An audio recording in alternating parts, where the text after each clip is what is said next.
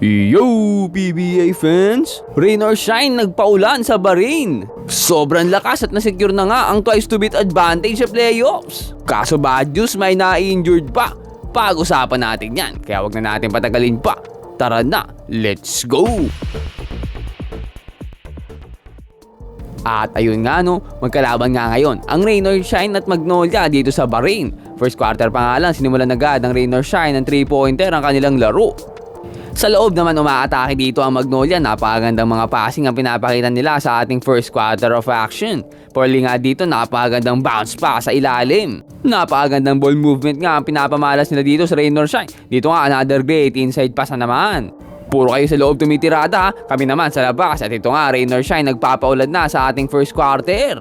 Sinimulan nga yan ng 3-pointer na si Bo Belga at nagsunod-sunod na nga Andres dito ng Rain or Shine, nagpapaulan na sa Bahrain. Talagang raining 3-pointers itong Rain or Shine.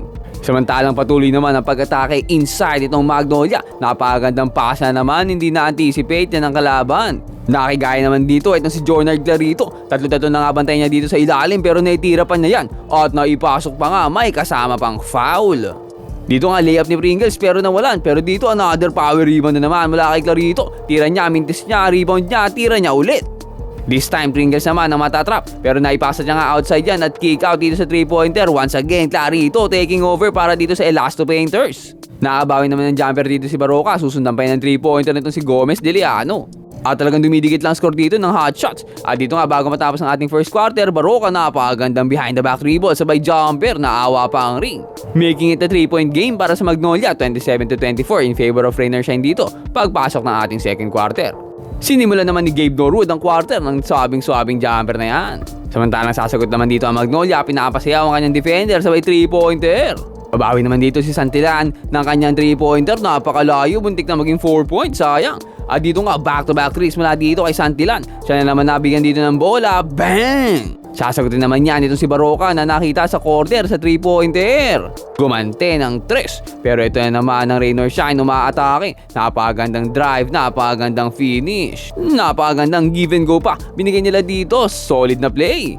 At nakakuha pa nga ng steal dito si Nokum. Grabe naman yun, anticipate ang pasa. At dito nga, easy layup na lang para sa kanya. Ang ganda pa ng pasa ni Nokum sa corner kay Santillan na naman, third 3-pointer of the quarter. And Nokum nagsiset ng play, napakagandang pasa na naman, this time inside kay Santillan. Grabing connection ng dalawang yun. Ang gandang find din naman dito para sa Magnolia, natawagan pa ng foul, and one. At dito nga another and one play para naman kay Polly. Kaya pa dito umaatake na, Polly na naman, taking over para dito sa hot shots. At dito nakakuha na naman nga siya ng foul, grabe magpasabit. Kay Clarito na nga, ibibigay dito bola, napakagandang fake, sabay spin move, sabay fake ulit, sabay tira. Once again dito, Clarito, pumoposte na, napakagandang spin move at napakagandang inside pass this time sa gitna kay Mamuyak. Smolly dito, sasalaksak na naman, pero this time matatapal siya nitong si Mamuyak na shutdown. At bago matapos ng ating second quarter, no, unfortunately, ito si Polly ay na-injured. Umalas naman. Sana ay okay lang si Polly dito. Maganda pa naman ang nilalaro na niya sa second quarter, to. Dahil sa kanya nga, no, 6 lang kalamangan ng Rain or Shine pagtapos ng ating halftime. At hindi na nga nakabalik dito si Polly sa ating third quarter of action. Samantalang itong si Gian Mamuyak, nakuha na ang kanyang 3-pointer para simulan ng ating ikatlong quarter. Pero dito napakagandang inside pass naman para sa hot shots. Mark Baroka naman dito nagsiset ng play, napakagandang screen naman yun, nabigyan siya ng space para sa jumper na yan.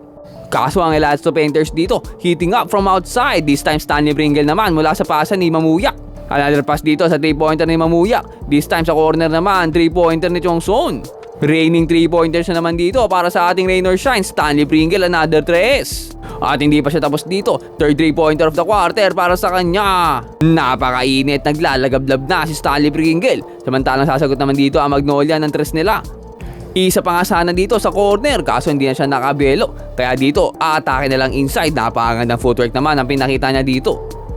At patuloy nga dito ang pag-arangkada nitong Magnolia. Sinusubukan nilang palitin kalamangan dito ng Rain or Shine. Kaso lang bad news dito para sa Rain or Shine, bago matapos ang ating third quarter ay na-injured pa ang kanilang highest scorer na si Jonard Clarito. May 21 points pa naman na to, no, sa tatlong quarter pa lang. Kaso dito naaapak siya, nagkamali ng bagsak. Na-injured pa itong si Clarito. Sabi lang nga niya nung natapos ang ating third quarter na merong 12-point lead itong ating Rain or Shine. Pagpasok naman ng ating fourth quarter ay talagang patuloy na pinapaliit dito ng Magnolia ang kalamangan ng Elasto Painters. Napakagandang pasa naman nga sa ilalim, muntik pa maagaw pero nakakuha pa ng foul. Mark Baroka na naman dito nagsiset ng play pero this time nakakuha ng steal itong si Norwood. Fast break opportunity para sa Rain or Shine. Napakagandang layup dito. Kaya dito, babawiin na lang nila sa ilalim. Dito nga nalusutan si Gabe Norwood. Dito nga nagmamadali na ang Magnolia, hinagis na ang bola kaso natapik nga dito. Muntik pa maagaw, buti lang na-recover. At dito kinaanan pa ang tirang yan. Baroka dito napakagandang bounce pass pa inside, nakakakuha pa ng foul. Kaso dito na-shutdown at napigil ang momentum nila nang nakakuha ng steal dito ang Rain or Shine. Fast break para sa kanila, muntik pa mabalik ang bola sa Magnolia pero naipasok naman ang layup na yan. Dito nga another layup sana pero tinapal.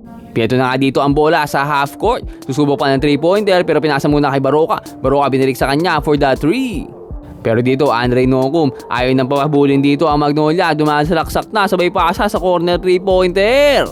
Naghahapit na nga rin sila dito sa depensa. Stanley Pringle sumundot pa. Kaso mas napaganda pa dito para sa hot shots. Pero buti na lang, nandito si Gian Mamuya taking over para dito sa Rain or Shine sa ating last minute ng fourth quarter. Ang ganda pa ng pasa niya dito sa loob kay Gabe Norwood.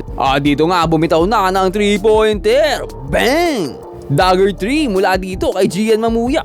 Dito nga talagang hindi na siya napigil. Drive na, napakagandang spin move, napakaganda ng footwork na pinakita niya dito na siya magsesecure ng panalo para sa Rain or Shine. Grabe, solid ka idol. At yan nga natapos ang laro sa score na 101-92. 9-point lead in favor of the Rain or Shine. At ang ating best player of the game ay syempre walang iba kundi si Gian Mamuya. Nakakuha ng 14 points. May kasama pang 5 rebounds and 5 assists. Dahil nga sa victory na to ng Rain or Shine ay muli silang bumalik sa number 1 seed. At nasecure na nga nila dito ang twice to beat advantage sa darating na playoffs. Isang game na lang natitira sa kanila dito, no? At ayan ay kontra sa Barangay Ginebra. Sino sa tingin nyo mananalo sa game na to? Comment down below and mag-subscribe ka na rin sa ating channel para lagi kang updated sa mga latest PBA happenings. Ayun lang for today. Peace out and God bless.